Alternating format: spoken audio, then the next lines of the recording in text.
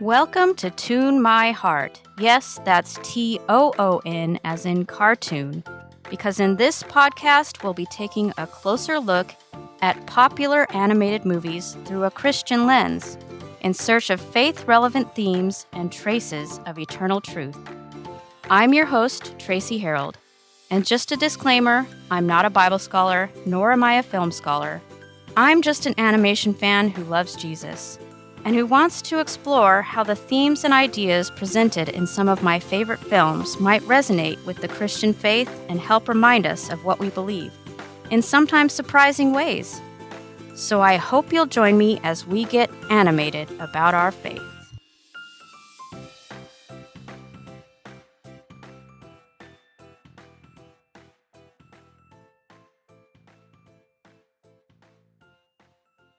Welcome to the first new episode of Tune My Heart for 2025.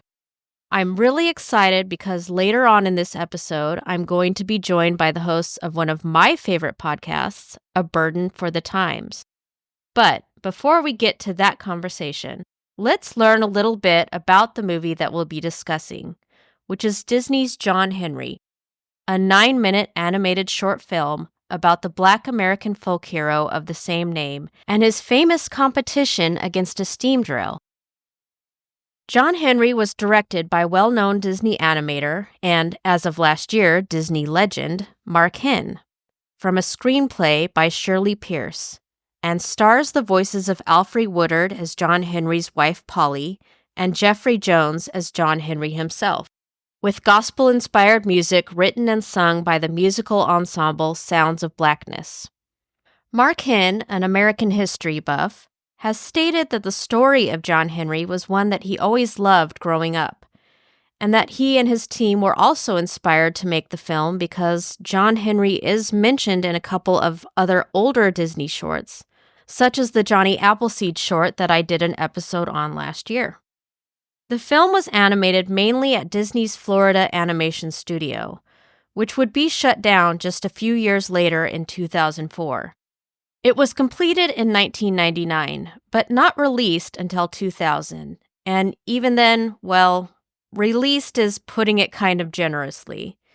It was shown at a handful of film festivals, at one of which, the Heartland Film Festival in Indianapolis, Mark Henn received a Crystal Heart Award. And then it was shown for just 3 days in front of 6 screenings of The Nightmare Before Christmas at the El Capitan Theater in Hollywood in October 2000. With so little exposure to audiences, it's probably not surprising that the film lost the Annie Award for Best Short to Pixar's For the Birds, and disappointingly, it didn't even receive a nomination for the Academy Awards. It was released on video in 2002 as part of the Disney's American Legends compilation DVD, but not in its original widescreen format and with its credits cut short. A more faithful version was later included in another compilation, Walt Disney Animation Studios' Short Films Collection Blu-ray, released in 2015, which preserves the credits and the widescreen format. So if you're looking for a physical copy of John Henry, I recommend going with that one. If you'd like to see it on streaming, Disney sadly seems to still be neglecting this short the same way it did when it was first completed, as I cannot find it on Disney Plus at all. But you can purchase it for just a couple dollars on Apple TV, Amazon Prime, or Fandango. And of course, you can also find copies of it to watch online for free with just a little searching. So why did Disney do so little to promote this really unique, beautifully animated, and uplifting short film? Honestly, it's hard to say for sure, especially trying to piece the story together 25 years later. According to entertainment writer Jim Hill in an article that he wrote for the Orlando Weekly back then, when the film was put on the back burner after its completion, a whispering campaign from the animators suggested that Disney execs were afraid to show it due to its overly ethnic look and feel. But he concludes his article by stating, Disney didn't abandon it because the film's hero or storyline was too black. Rather, the mouse didn't think it would make enough green. Another review of the Disney's American Legends DVD by Ben Simon on animatedviews.com again brings up the subject of race, saying that the main reason given, though by whom it's not clear, for the film's lack of wide release in theaters was, quote, it being a film about Black characters, animated and created by mostly white artists, that therefore had to be handled sensitively. Whether that's true or not, let's take a moment to talk a little more about one of those artists, the director of the film, Mark Henn. Mark Henn decided that he wanted to be an animator at the age of 7 after seeing Disney's Cinderella. He applied to work at Disney several times unsuccessfully before finally being hired by the studio in 1980. He became known at Disney as the Princess Guy, as he was a lead animator for Ariel, Belle, Jasmine, and Mulan, among other characters. But despite getting to bring to life some of the company's most beloved characters, he had bigger ambitions.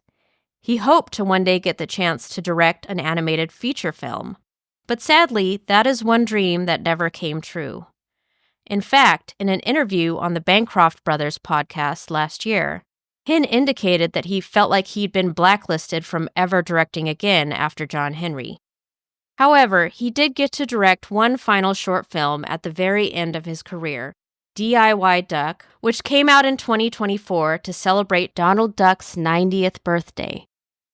Ultimately, Henn would stay at Disney for 43 years until his retirement at the end of 2023, which is a pretty unheard of level of longevity and loyalty nowadays in any industry, let alone the animation industry. Mark Henn was a traditional 2D animator whose career spanned from the heights of the Disney Renaissance in the 90s, when 2D animation was at its zenith, to the 2020s when 2D animation at Disney is sadly all but dead except for a few scattered special projects.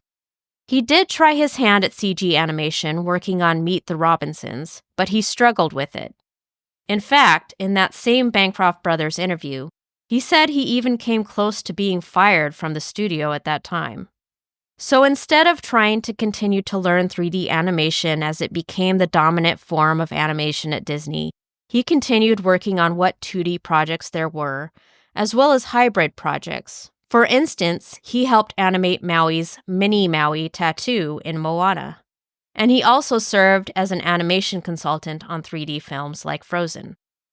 While I haven't found anything directly stating this, it's hard not to think that for Mark Henn and the other traditional animators working on John Henry, in the late 90s when that transition from the extreme popularity of hand-drawn animation was quickly giving way to the new wave of computer animation, there was probably some extra significance for them in this story about a battle between man and machine.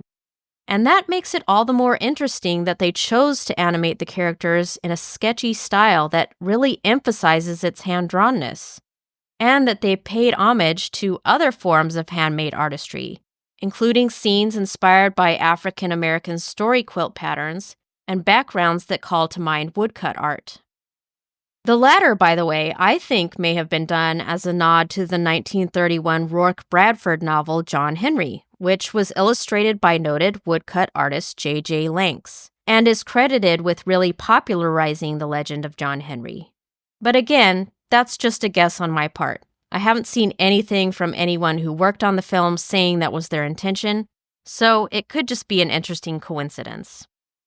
In an interview for the Tierra Talk Show podcast, Henn said of the animation style, "One of the things that I felt very strongly about was the idea of being able to leave the animation in a rough form, as if it just came right off the animator's desk, that it didn't have all the fine cleanup drawings.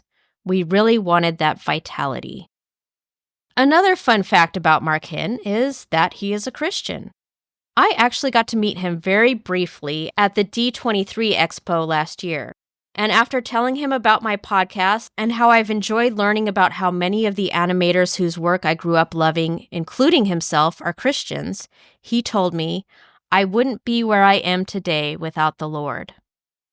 In an interview he did with the Christian Broadcasting Network back when Frozen was just coming out, he talked about the theme of sacrificial love, saying, "Those are elements that, while not so blatantly here's a Christian message, but they're there.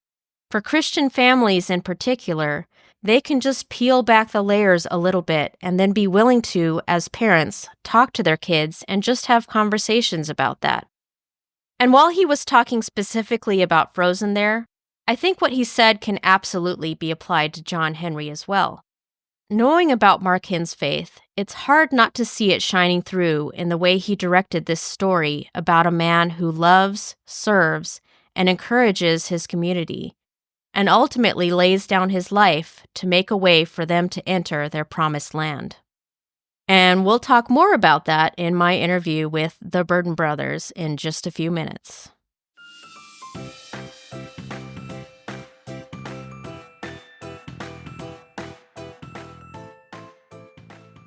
But before we get to that conversation, it's time to check in with my always special guest, my daughter Darcy, age 9, to get our kid's eye view synopsis of John Henry. Hi, Darcy. Hi. So can you tell me what happens in John Henry? So there's this man named John, and he has a hammer, and he helps some people that need their promised land that this guy promised them. And there was a competition, and then John Henry won. And at the end, he ran out of breath. Okay. Did he die? Yeah. So do you think that's a happy ending or a sad ending? Or can it be both? Yeah, I was going to say both. Mm-hmm. Anything else you want to say about John Henry? No. No. No. All right. Thank you, Darcy. You're welcome.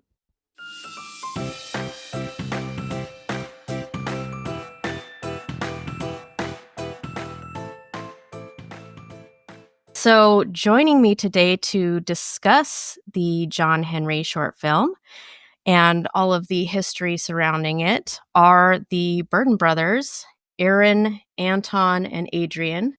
And they are the co-hosts of the A Burden for the Times podcast. So to start off, would you guys just tell us a little bit about yourselves and what A Burden for the Times is all about? Absolutely. I know that since the audience obviously cannot see us, so this voice here is Adrian. I'm the host of A Burden for the Times. And so in our introduction, what I'll do is just have my brothers talk a little bit about it, but I enjoy just the entire things that we get to cover and topics. And so first off, thank you so much, Tracy, for the invite. Enjoy talking about different ways and avenues that our culture and race conversations kind of be interjected on different levels. So, but yes, thank you so much. Want to acknowledge that. But Aaron, this is my older brother. He's going to go ahead. Aaron, tell us a little bit about it, then leave a little bit for Anton so he can also introduce himself and also say a couple words. I'm Aaron, and so I am a pastor. Been a pastor for a little bit. Youth pastor in right now in Baltimore. No, I'm sorry. Back up. Let me go ahead and call that right. I'm a youth pastor. I used to be a youth pastor. Now I'm a associate pastor here in Baltimore, but I was a youth pastor for a number of years, and so I still obviously own that identity. So I'm one of my brothers on the Burden for the Times, where we just have conversations about culture and race and how it intersects. Hey, Anton, when you introduce yourself, tell us about how it got started, because you were very much a catalyst in that department. I like how he puts that burden on me. Yes. Absolutely. For this time. I am known for having few words. Adrian is known for having most words, but like to tell other people to explain things. I would say it probably came as a situation during George Floyd and times like that we were already having kind of conversations on our own, and we just started like, why don't we just record it and see if anyone else has these questions or has these ideas? And then it kind of just grew from there to what it is. I am a person who is not a pastor, normally employed individual of the podcast. And yeah, that's my role. Quiet and normal. quiet, normal. But when it comes to different topics, usually Anton is the lion among us. And I guess I didn't tell about my background, but Adrian, I'm more than just a host of the Pardon for the Times. I've been in ministry for about 15 years and still trying to figure some things out of what present day looks like. But yes, that's my background. That's why Anton considers himself the brother who is normally employed. So yeah, Tracy, that's who we are. Yeah. Well, thank you again for coming on. I've been a fan of your podcast. It's some really enlightening conversations that you guys have, and it's just a great podcast to listen to kind of challenge and expand your perspective on various things. And they cover all sorts of topics related to race and culture, including, like BLM and CRT and all of those other scary acronyms. So I definitely recommend giving it a listen. And also, I love the Black History Month episodes that you guys do, where you kind of delve into some people that we might not be familiar with or might not know the whole story about. Perfect. Well, thank you, Trace. We appreciate the kind words. Exactly. Yeah. So before we get into John Henry, just a general conversation. A phrase we hear a lot nowadays in regards to media is representation matters. Would you agree that it's important for your children to see characters in animation and other media who look like them? Ooh, I'd love to start off with this question, but I know some people are not used to the format to how we kind of do our podcast, and I'm not taking anything over, Tracy. I'm just letting them know that's fine. is that even though you're asking one question, there are three of us, and I guess the thing about our podcast is sometimes we totally disagree.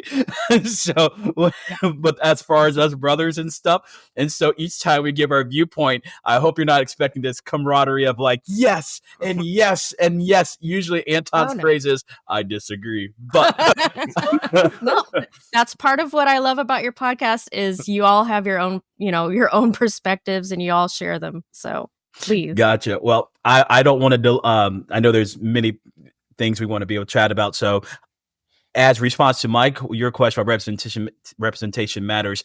I do believe that true, organic, non-forced representation matters.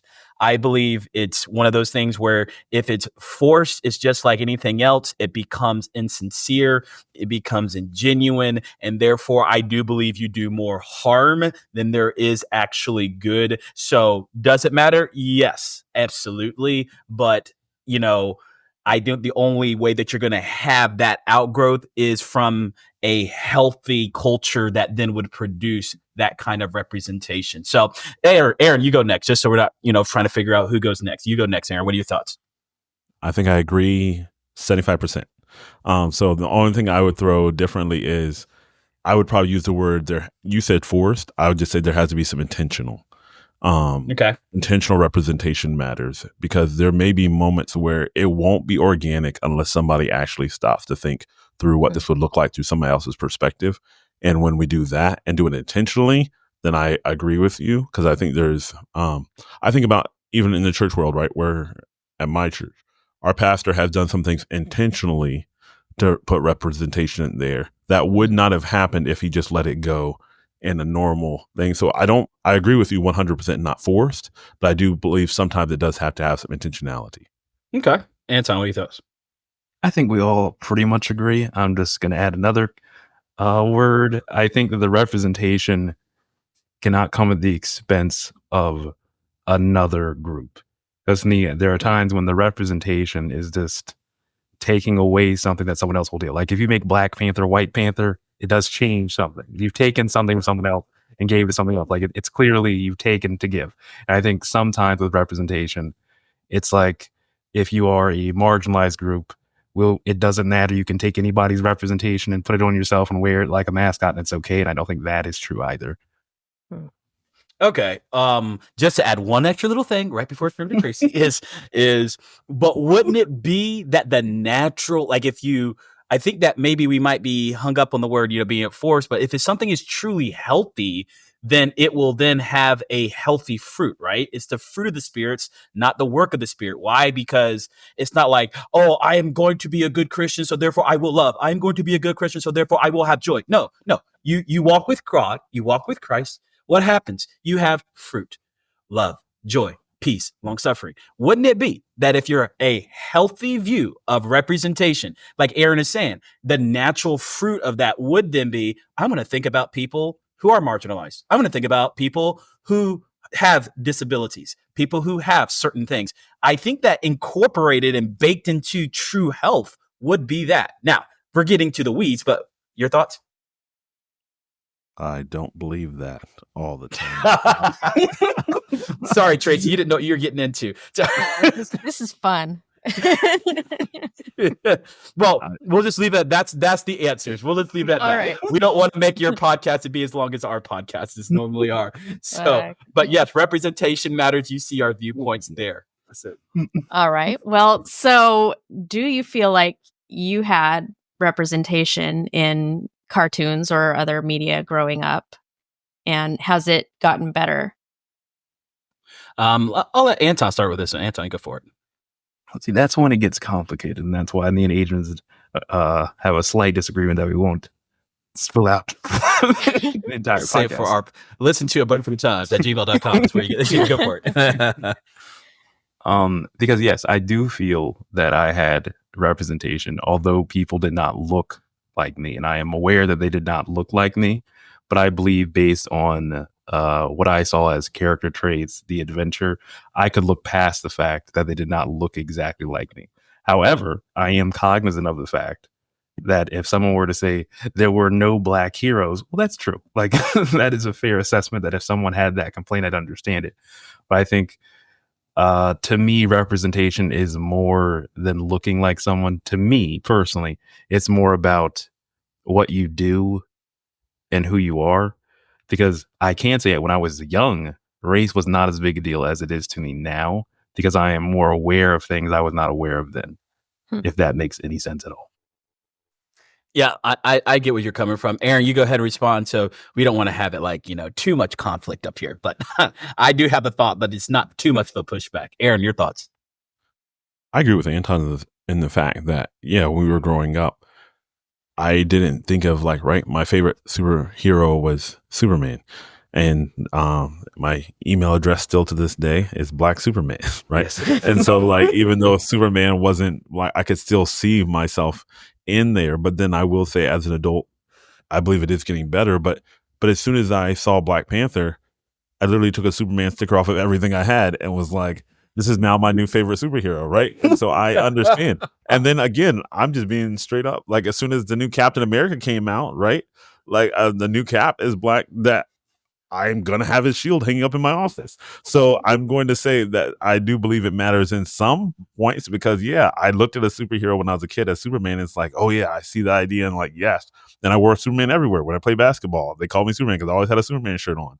But then once I saw somebody who looked at me and was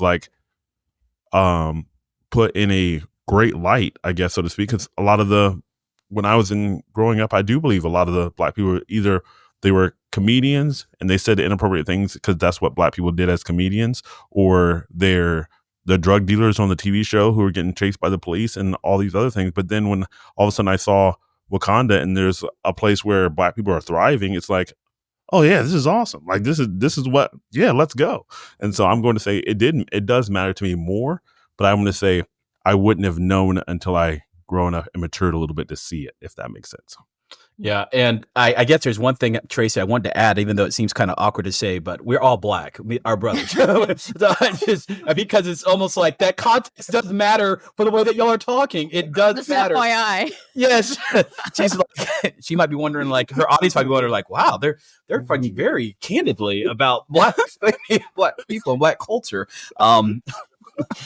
Let me just throw this in real quick, Tracy, and then just so you get our just rounded view of how we see this.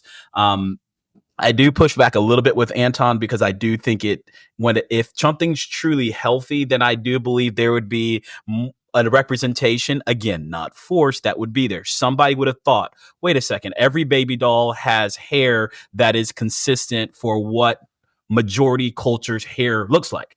Somebody would have thought, hey, there's a lot in our culture that do not have that kind of consistency of hair. So therefore, we probably might want to think about making a baby doll that actually has the same type of hairstyles / even styles of hair to do than that. I just think that would have happened. So the question, just so we're not running away from it, Tracy, you asked about, do you think you saw it growing up? I don't think I have. Do I think it's better now? I do think it's better, but I unfortunately say that it's better, but I don't like the baggage that has come with the better. Because sometimes when you have people who are trying to force healthy, you will eat this broccoli, you will include us inside of it, has come in an unhealthy way. And so, yes, now we do have the baby doll that has the hair, but it's come at the expense, unfortunately, of, I don't want to put specific, motives on somebody's heart, but basically it's come at an expense where other people have felt like it's just, man, you're forcing me to love this. You're forcing me to care about these things. And that really wasn't the intention, or shouldn't be the intention. So could it continue to improve? Obviously, we are broken human beings, and our worldview, because we're not just black guys, but black brothers that love Jesus, and we're trying to seek after him. And so therefore our worldview would dictate as well that we are sinners before God. And so therefore we are looking for thy kingdom to come and thy will to be done. So that'll be the kind of way that we would kind of see it, I guess. Yeah. That's all great points. I love it. So getting into the subject of the film, I'm sure you guys have probably done some research in preparation about John Henry, the folk hero. So I would love to hear what you know about John Henry, or what you knew about him beforehand, and what your thoughts on John Henry are. Mines are very succinct. When I watched the movie, the short film, I was like, at first when you asked about the podcast and stuff, I was like, I don't know this guy. I should know this guy. And then I realized, like, hold up, I know this. Like I remember seeing it, and I was like, I watched this as a kid, and then I was like, oh, this is the same guy on Superman. John Henry is the same guy on Superman too, as well, that they brought in when from the new Superman. I forgot that's on HBO Max. But anyway, all that being said is but yes, I did know about it, but I can't say that I was like, oh, wow, I just recognized it off the bat. Maybe Anton has a different story. Anton, do you have a different way you heard this about the folklore John Henry? I'm just wondering, John Henry's on Superman on HD. That's yes. That's what I was. The guy that's the black guy in the steel suit. That his name is John Henry. Oh. Yes, dude, that's a different John Henry. They're not connected. Like we're that. He's a resurrected version of John Henry. The steel thing that he carries, Anton. Oh, sorry, Tracy. Give me one moment. But, yes, Anton. You're talking about steel, bro. Anyway, okay. Okay. Anyway, we'll talk later. What I knew about John Henry before, I enjoyed the song, the story. What I was not aware of was the people who, I think there's like two genealogies who believe like who John Henry was, and they argue back and forth. I was really unaware of that from a historical perspective. I was used to more of the mythology. Yeah, that's what I knew before. Yeah. Aaron? Yeah, I was about to say I didn't know anything about him on Superman, but I had heard this story that he was kind of like the Paul Bunyan. The interesting thing to me was that there was folklore around a guy named John Henry, could have been, from what I saw, and like lots of different things. So I was like, oh man, it was actually built on something. But I just always thought of it as the same as Paul Bunyan. Like you got Paul Bunyan with his big blue ox, and John Henry, the black guy who could swing the hammer. And so in my mind, they were just both like folklore tales. Yeah. Of course, the interesting thing about there's lots of interesting things about John Henry, but one of the interesting things about John Henry as a folk hero is that the origin of the story is in song, whereas I feel like other folk heroes like Paul Bunyan and Johnny Appleseed, they were stories. Obviously, Johnny Appleseed was also a real person, as John Henry possibly was, depending on who you ask. But that it all started in song, and they're not sure if the ballad came first or if the work songs came first, or which fed into the other. But so it was good that the Disney short then continued that kind of musical tradition of the story, of telling it with song. And I believe the songs are by Sounds of Blackness, which is a group from Minneapolis, I think. that have been around since 1969. And I don't know about you guys, but after watching that short a couple of times, I've definitely got John Henry Exactly. Absolutely. stuck in my head. And that's what I recognized, actually, Tracy, from it was that song. When I listened, I was like, my wife was listening to it because I was, just listening to it out loud. And she was like, yeah, like for some reason, kind of like some of those little Bugs Bunny tunes that are still stuck in your head. It's like, yeah, wait a second, I've heard this. I've heard this somewhere. So I was listening to an interview with Mark Henn, who is the director, and he was saying that a lot of people come up to him now, or and bring up John Henry and say like, "Oh, we watched this in school," like on days when they were trying to entertain us and not teach us or whatever. Exactly. But they have fond memories of seeing it in school and remember the music and all of that. Nice. So there is obviously some, historical basis behind the story of John Henry and the Ballad of John Henry. And I think you kind of touched on it, Anton, that there's kind of different ideas of who the real John Henry was. Was he a freed slave like in the short film? Or there's a man who's written a whole book about him, Scott Reynolds Nelson. The book is Steel Driving Man, John Henry, The Untold Story of an American Legend. And, he, based on his research, believes that he was actually an inmate at a prison who was then hired out to work on the railroad. And, obviously did die doing his work. Probably, possibly there was a contest, but probably he actually died of silicosis from breathing in all of the dust from the drilling. So kind of a sad story. I mean, even the legend is a sad story because he ends up dying at the end. It's very bittersweet. But what do you think about the history behind it and kind of like what it's been then turned into through the legend? How about Aaron? You want to go for it first? I actually think through this two ways. So I watched it, and my kids had seen it before, so they watched it with me. And it was interesting, the things, and I probably was overanalyzing a lot and just watching the show and thinking through all these things. Because then, if I'm going to be candid, okay, so I'm going to be super candid here. Please. When I first see it, I was like, yep, the black man's always had to work twice as hard to do blah, blah. And so I'm just being super candid, okay? Super candid. And it's like, and so then I hear it. But then like afterwards, I was just talking to my kids, and my daughter I asked her, and she thought it was a trick question. I was like, it's not a trick question. I was like, what did you make you feel? And my daughter's a go-getter. Like, she's driven.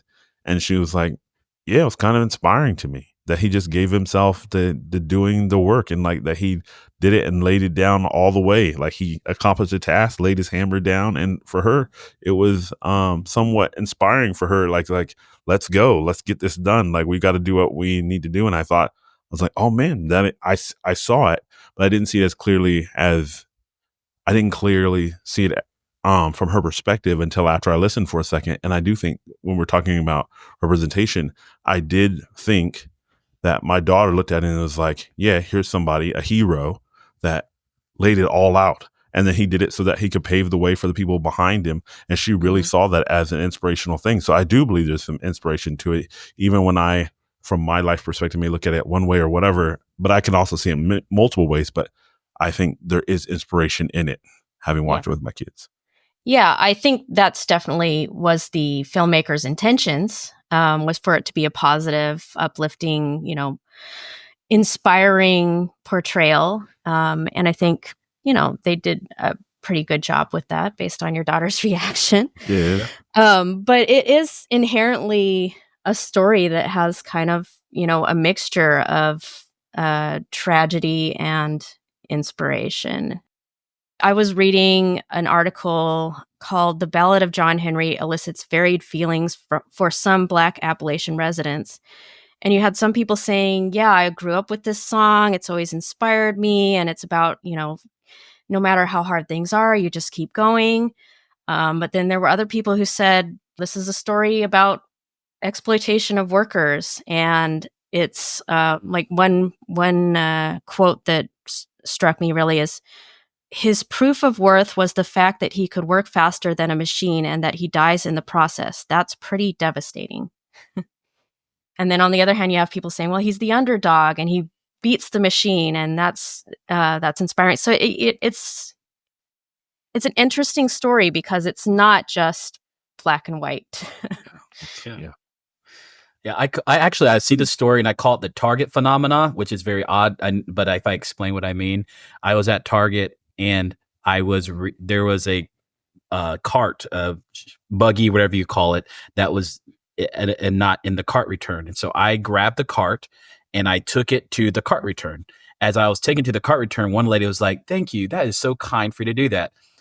And then another lady said, you're taking somebody's job away by doing that. Like, it's just one of those things where it's like the Target phenomena. You're never going to win, right? Like you try to, like this video that you're talking about, like here is just, yes, there's always somebody who's going to be like, yeah, it's inspiring for me. And then it's like, oh, you terrible person doing that. So I hear what you're saying there for certain. I would take it into like 3 parts. First, the animated short, I think, is beautifully animated. The music's excellent, and everyone should watch it. The second, I would take it for as a fictional story. I think John Henry is excellent. But third, as the negative would go, I think the problem and the source of why it's bitter is because if you look at it as a mythical figure, it's very interesting to a guy beating a giant machine. And again, I think for a lot of young people, of course, just like Aaron brought up with his daughter, I think it's something to emulate. But once you bring it into reality, then it gets dark, and then you get to the third part where it is from it's demeaning and sad once it comes to real life. In the myth, it's excellent to try to think of a man trying to be the machine. In real life, when it's quite likely, and I would say it's probably accurate that he probably would have been someone who was a convicted person who was being sentenced, because that was a very common thing. It's probably very likely that he died in a very tragic way that was completely unnecessary. So once we put it in reality, I think that's when it gets incredibly sad and starts losing its shine, and it's quite dull and depressing. So I think if you are able, and I think in the eyes of children, to look at it only in that second way, where it's just, of course, nobody's actually trying to beat a giant metal machine. And of course, people don't just fall over dead on the tracks. When you're looking at it in that perspective, it's lovely. I think once we bring it to reality and have to reckon with a dark history is when it starts becoming more complicated. Oh, I love Anton's take on it, especially part 3, because I do think that the version of it, you're not going to get into that depressing side when you're doing it for a film for kids, but it does make you as the adult sit and be like, I do see what is really taking place here, not just what's happening, but what is really taking place.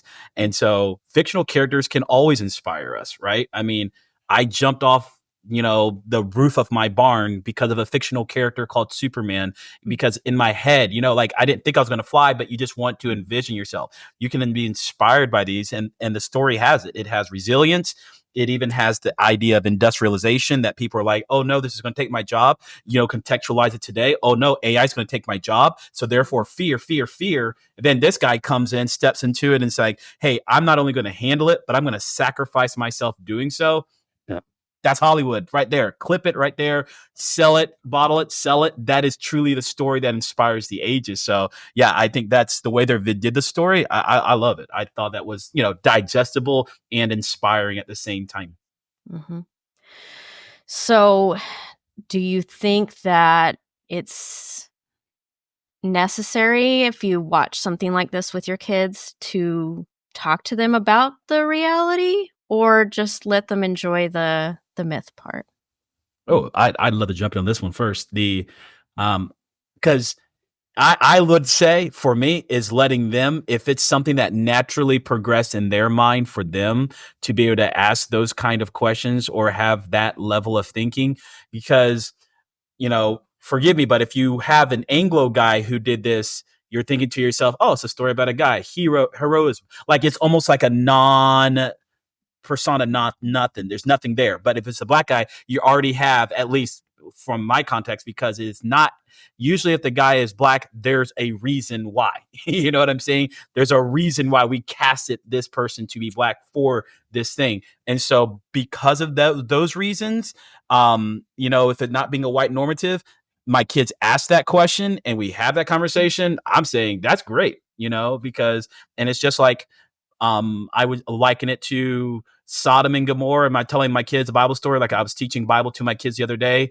If they're to the maturity of putting 2 and 2 together and be like, Dad, why did those angels walk out there and make those men blind? You know what I mean? Then, okay, obviously you're ready. So let's have a chat. Why those then did that kind of thing. So anyway, I don't know if you guys have any other thoughts, but I just want to throw that out there as far as my thoughts. I think for me, I'm fine with my kids enjoying the story for what it is, because I think there's a moment, and again, if they're ready to have those conversations, I have a 16-year-old, so she can have those conversations easily.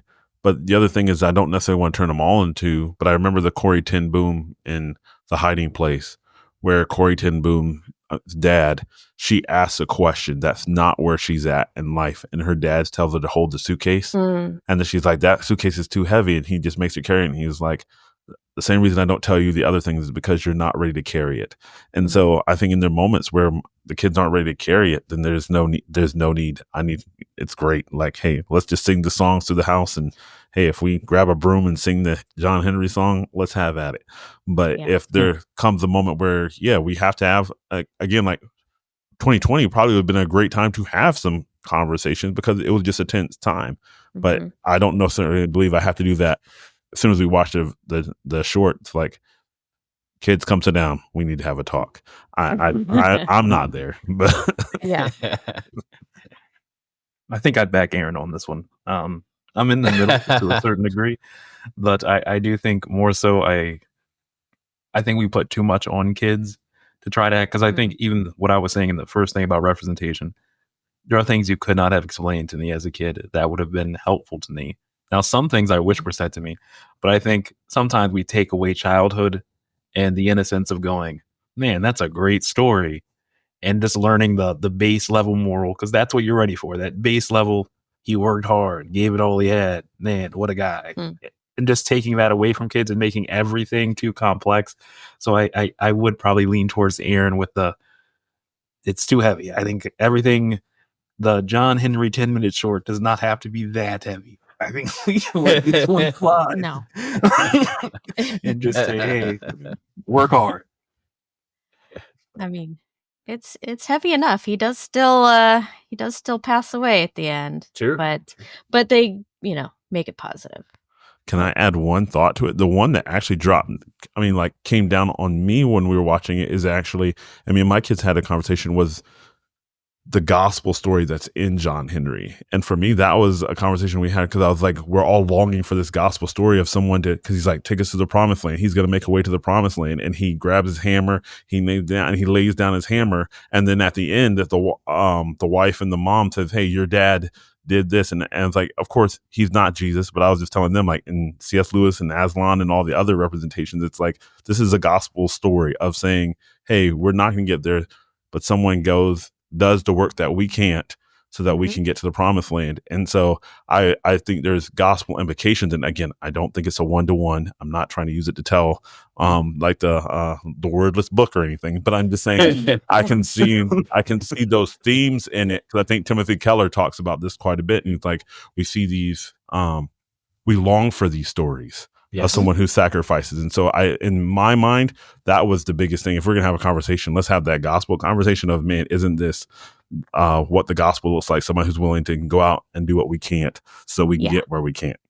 Yeah. And that's, you nailed it. That's what Tune My Heart is all about. It's about looking for those kind of glimmers and reflections of the gospel and the truth of God in these secular films that, maybe it's not intentional, although the director, Mark Henn, is a Christian. So I have no doubt that he put some of his faith into this work. So yeah, that's definitely a big part of why I wanted to do an episode on this particular film. Is it does, they see that promised land, like you said, I think they call it Canaan land. So there are definite religious references, and John Henry laying down his life in order to make that possible for the rest of the people. Definitely some reflections of the gospel that we can pull out of there. Do you guys have any other thoughts along those lines?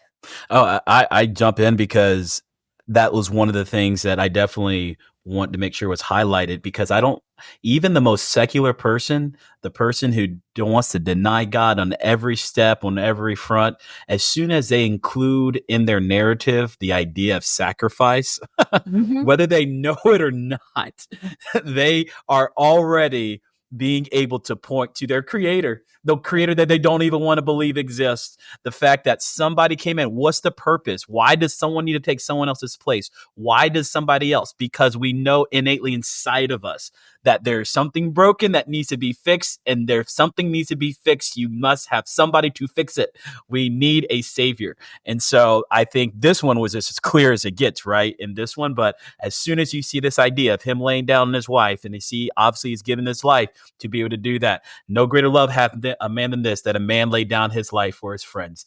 He forges the path, does what they cannot do in order that they can be able to receive something, and in his case, that he would never be able to enjoy, right? You know, is that not Moses all around? You know, like, I brought you all the way here, and I'm gonna die. And y'all are going to be able to go in there and get it. So, oh yeah, gospel tones, biblical tones all through and through. Yeah, I think you really touch on, like, I think we all have this, longing within us for that gospel truth and for that sacrifice. Like you said, even if you're not a Christian, you have that innate desire, and that's why we see these stories over and over again. Yeah. Within animated movies and other movies and all sorts of media, even if they're not intentionally trying to present any sort of Christian message, we can definitely pull out those themes. So Nice. I always like to come up with a theme Bible verse for each film that I talk about. I think you already said the one that I had in mind. You want to say it again? No greater love hath any man than this, that a man lay down his life for his friends. Yes.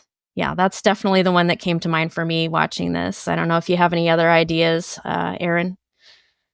I don't. John 15:13, the one is the main one that came to my mind. I can't, but as we were talking, I was trying to think of another one, but I don't have one right off the top of my head. Yeah. Hey, the fact we agree means something on that one. So,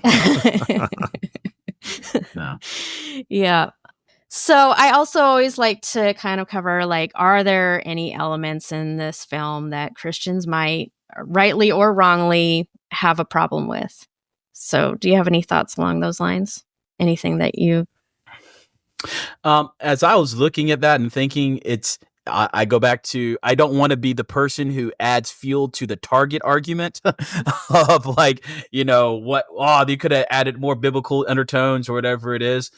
For me, I feel like it accomplishes purpose. It's obviously not going to tell every part of the story, but it gives enough where that sacrifice was made, resilience was there, and that which was feared was handled by that person who was there to save the day, and his legacy was there. So, so at least from my perspective, you say any elements that have a problem with or not have a problem with.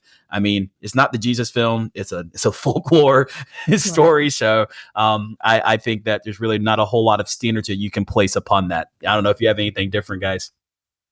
I do not. I mean, for me, I watched it with my kids. There's never a moment where I thought, oh, wait a second, I need to explain this, or, oh, wait a second, they're not, what's called, in my mind, no, there's not. I think, again, as we talked, not to even circle the wagon again, it inspired my kids. So I don't see there's anything negative or anything that I would disagree with in it. Yeah, I couldn't think of any examples with this one either. Interestingly, I was listening to the Bancroft Brothers podcast, and they are two former Disney animators, and they have an episode about why they both stopped working for Disney. And it's a long story, and this is not like the one thing, but one of them worked on this film and talked about, like, when the film was completed or near completed, and they were showing it to the executives, that at the end, one of the executives said something like, well, is anyone else uncomfortable after watching that, or something like that? And he took it to mean that they were uncomfortable with how Christian it was because of the gospel music and the themes and all of that. Later on, the movie wouldn't get a whole lot of distribution from Disney when it first came out. I think it played in one theater for a few days, and they sent it to some film festivals, but not, not the best film festivals. And so there were some murmurings too from the people that worked on it that maybe there was a racial aspect to it that the executives were not comfortable with, but it did end up getting put on video. There's a couple different video collections that it's on. And like we said, a lot of people now have seen it through those videos and being shown it in school and those sorts of things. So it's become kind of a cult classic, but one that Disney kind of didn't promote much in the early days. And whether that was because of the Christian themes or because of the racial elements or whatever it was, they didn't put a lot of support behind this film. At the Interesting. Yeah. That is so interesting. I didn't know that. Especially when you think about the times then, because a Negro spiritual or anything, like even the style of music would not have been uncommon to have spiritual tones. Because like even the movie Harriet, like we know the movie Harriet's not a Christian film, but I mean, they sing spirituals and there's so many undertones. They run to the church. She speaks to the pastor. There's so many undertones of religious and spiritual themes even in that movie. So it's just crazy that would be the case, that people would feel that way, because it's like, if you're going to stay true to the historical thing, it would probably not have been uncommon for some of those themes to be found. Yeah, that was what he found upsetting. He was like, I've worked on films like Mulan and things like that, where we are, showing other cultures like Chinese mythology and things like that. And our defense has always been, well, that's the culture that we're representing. And so, it's okay. But then once the culture that they were representing was a culture that would have probably been Christian, then he felt like the executives were not comfortable with that. And that was, again, not like the straw that broke the camel's back, but it was one element on his road to deciding eventually to leave Disney, among many other things. So. Interesting. That is It unique. is. But the funny thing is, I told my wife, and this is that we're trying to get down another rabbit hole or anything, but like the movie Moana, I told my wife, I was like, Moana can say and do whatever they want, but if it was talking about the God, Jehovah, or anything, people would go crazy. But in Moana, like they can talk about God all the time and God this and God that and God that, as long as it's not a Christian theme. Mm-hmm. And so that was one of the things that stuck out me, even in that one, when you're talking about like, oh, they're uncomfortable with, like, you said, we're comfortable with almost any other thing. Just don't let it be a Christian. Right. I love Moana, but it's pretty heavy on the mythology that it goes with. And that's what it should be, because that's what the story is. But I mean, the interesting thing is, only a couple years before this, Prince of Egypt came out, and it was, I mean, it was, I don't know if it was a hit, but it was a successful movie. Yeah, and it didn't shy away from dealing with the actual story from the Bible. So would love to see more of that in animation. And I think we are going to start getting it. Those Bancroft brothers that I mentioned are actually working on a film called Light of the World that's coming out in September.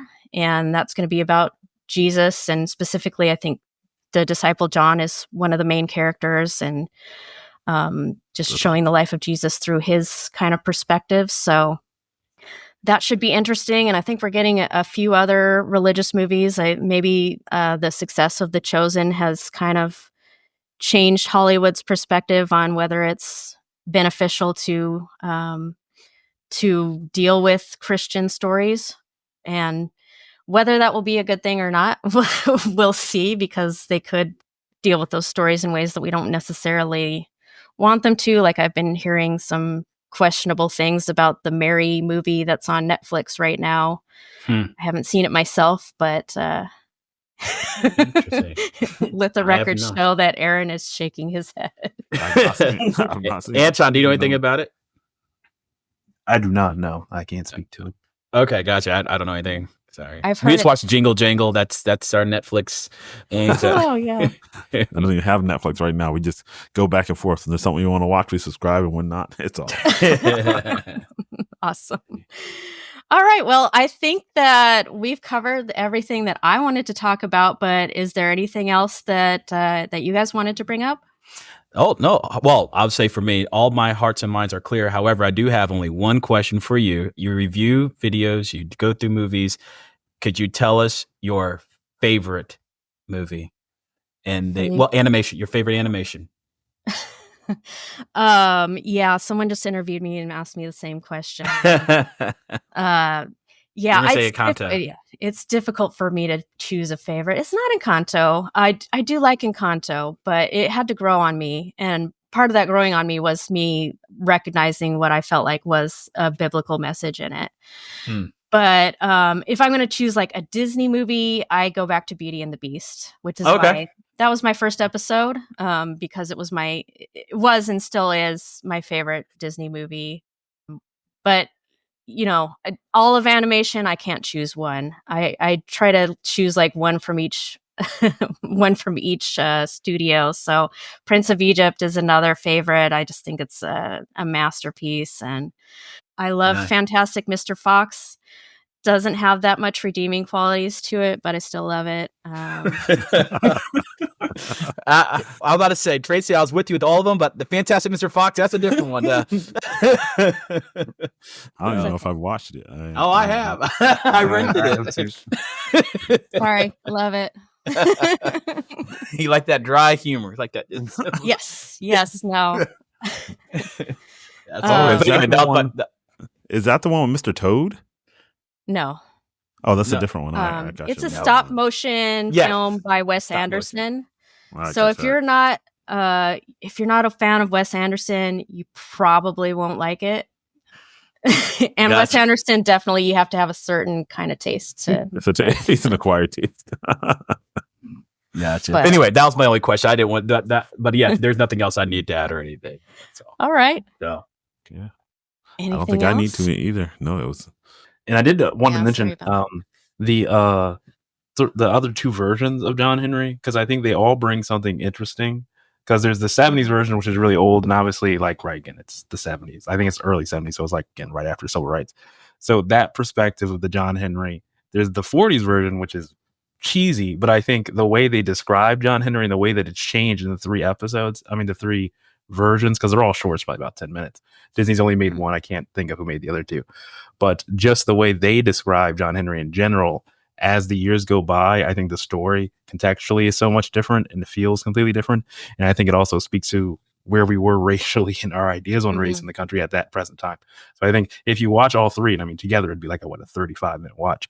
It is quite interesting to see the evolving nature of both the story, the racial aspects, how we describe, or even how it's viewed. Because I would say this one, the most recent one, has a very positive undertone. The 40s one has less positive undertone, and the 70s one I think is the one that really focuses more on story elements as opposed to, I would say, 2000 a lot of style. I mean, 2000 the music's good, and everything else I would say the style is more important than just the story itself. But I think watching them all three and the way that they're all so different about the same story, I think is super interesting. Yeah, if you have links to those other two, I'd love to get those so I can watch them, because I don't think I've seen them. And if people are interested in learning more about A Burden for the Times or about you guys, where can they find you online and social media, and where can they find the podcast? Oh, absolutely. Well, it's just like it sounds. Burden, a burden. It's like a heavy load, BURDEN for the times at gmail.com is how they contact us. But if you just Google that, they'll be able to find our website, be able to find, we have the socials that we use are Facebook and Instagram mainly. And obviously our podcast, we just celebrated episode 100 as of recent day. And so we've been really thrilled to keep on marching through. So it's been an exciting journey. So yeah, I appreciate the opportunity to be part of this. Awesome. Yeah, and I'll make sure to link to their website and to their socials in the show notes as well. Well, it's been an awesome discussion. It's been a lot of fun, and I really appreciate you guys taking the time to come on with me today, and looking forward to sharing this with my listeners. Oh, thanks. Been our honor. Thanks for the opportunity. Thanks for having us.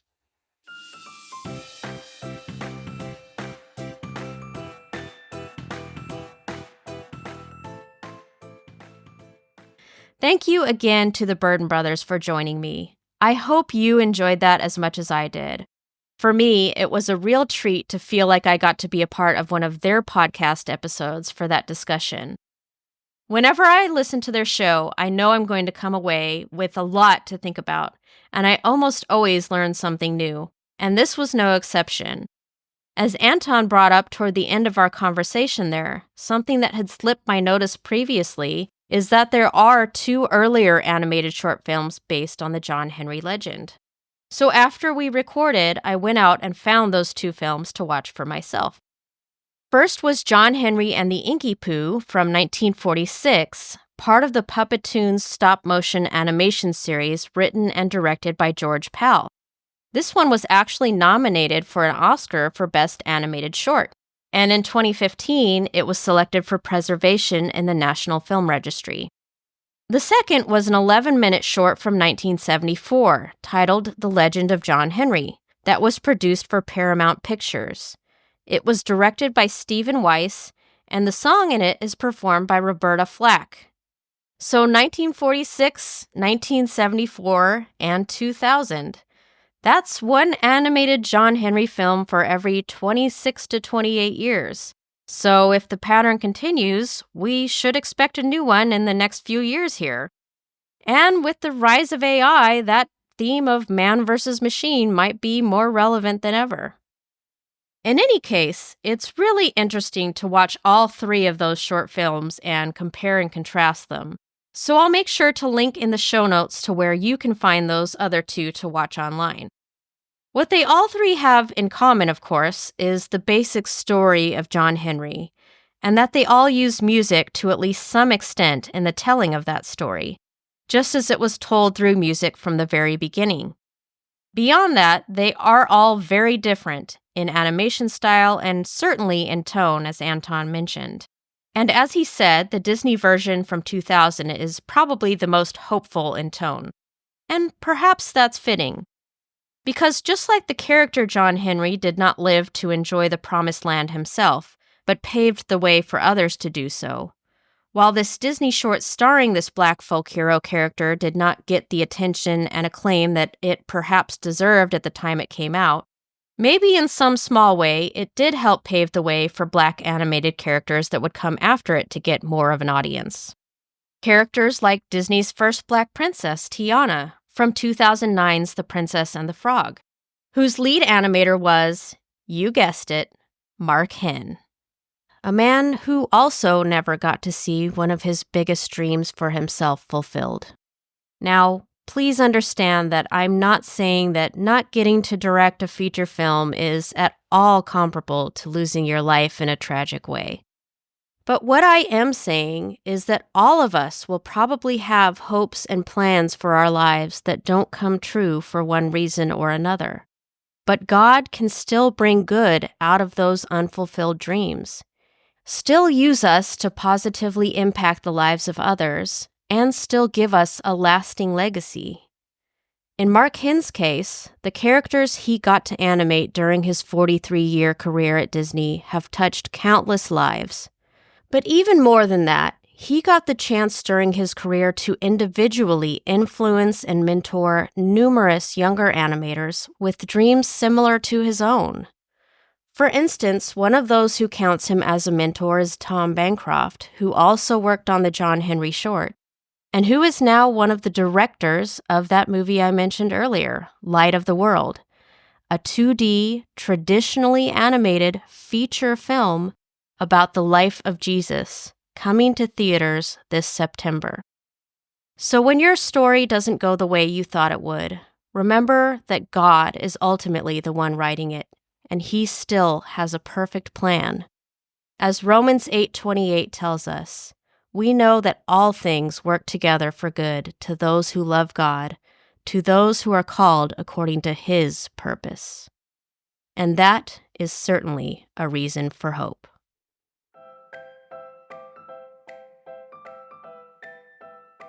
That's it for this episode of Tune My Heart.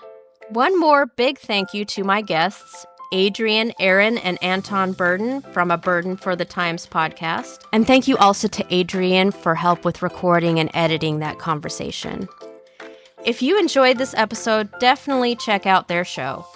With more than 100 episodes out there now, they have covered so many interesting and important topics. And hopefully you got just a small taste here of the insight and humor that they bring to every one of those conversations. And this was a great way to kick off 2025, as I am hoping to have more guests on Tune My Heart this year.